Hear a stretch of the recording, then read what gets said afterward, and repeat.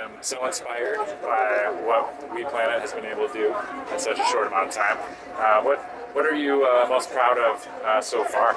Well, just that we got it started completely from scratch. I mean, so a few years ago we had nothing. We just had 8 organizations across Europe, and in just a few years we've grown into like 18 countries across the world outside of Europe. So we didn't even plan to have countries outside of Europe at this point, and still we have those. So I think it just tells us that there's a lot of demand for We Planet, and the time is right for this kind of movement.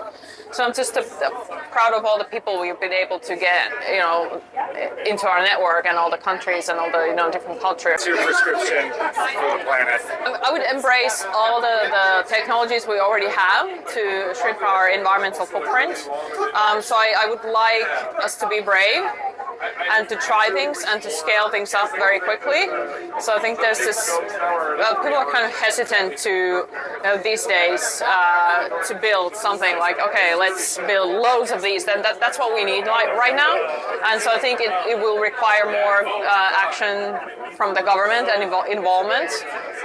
For example, in Finland, we have been very much relying on like free market to sort our like energy stuff, and it's worked pretty decently, but now there's some issues with like who's whose responsibility it is to provide electricity when we have peaks, and so no one's really looking at the whole system.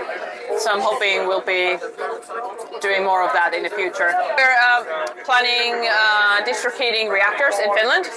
First we had a governmental research institute studying these reactors, and now there's a spin-off from this project, a startup called Steady Energy, and they're planning to have the first one operating in 2030, and they're actually pretty far along with their plans. So now they're choosing between 2 different cities where they're going to build the first one, so that's going on. So cities are actually competing to get the first one, and that's very positive. Yeah. Thank you.